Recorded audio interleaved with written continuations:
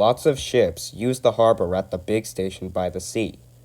The passenger ships have spotless paint and shining brass. Other ships, though smaller and dirtier, are important too. They take coal, machinery, and other things abroad, and bring back meat, timber, and things we need. Fishing boats also come here. They unload their fish on the quay. Some of it is sent to shops in the town, and some goes in a special train to other places far away. The railwaymen call this train the Flying Kipper. One winter evening, Henry's driver said, "We'll be out early tomorrow.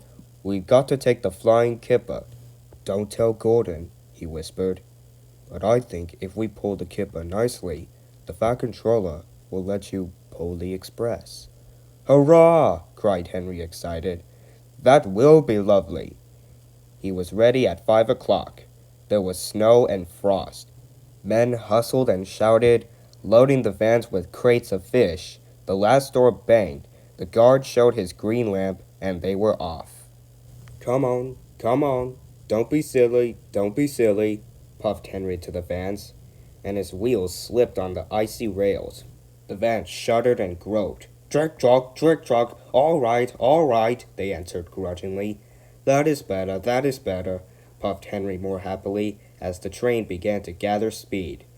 Thick clouds of smoke and steam poured from his funnel into the cold air, and when his firemen put on more coal, the fire's light shone brightly on the snow around. Hurry, panted Henry. They whooshed over bridges and clattered through stations, green signal lights showing as they passed. They were going well. The lights grew better, and a yellow signal appeared ahead. Distant signal up, thought Henry. Caution! His driver shutting off steam, prepared to stop, but the whole signal was down. All clear, Henry. Away you go. They couldn't know that the points from the main line to a siding were frozen, and that the signal had been sent at danger. A fall of snow had forced it down. A goods train waited in the siding to let the Flying Kipper pass. The driver and firemen were drinking cocoa in the brake van. The guard pulled out his watch. The Kipper is due, he said.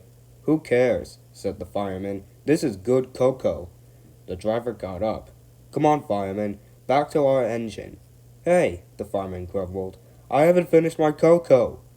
Yet, a sudden crash, the brake van broke. The three men shot in the air like jacks in the box and landed in the snow outside. Henry's driver and fireman jumped clear before the crash. The fireman fell headfirst into a heap of snow. He kicked so hard that the driver couldn't pull him out. Henry sprawled on his side. He looked surprised. The goods train's fireman waved his empty mug. You clumsy great engine! The best cup of cocoa I ever had! And you bumped into me and spilled it all. Never mind about your cocoa, fireman, laughed the driver. Run and telephone the breakdown gang. The gang soon cleared the line, but they had hard work lifting Henry to the rails. The Fat Controller came to see him. The signal was down, sir, said Henry nervously. Cheer up, Henry. It wasn't your fault. Ice and snow caused the accident. I'm sending you to Crew, a fine place for sick engines. They'll give you a new shape and a larger firebox.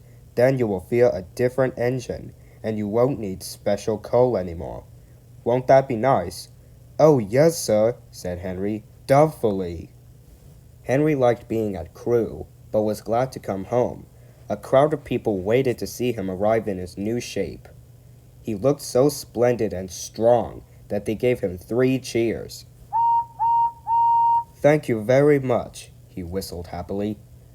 I'm sorry to say that a lot of little boys were often late for school because they would wait to see Henry go by.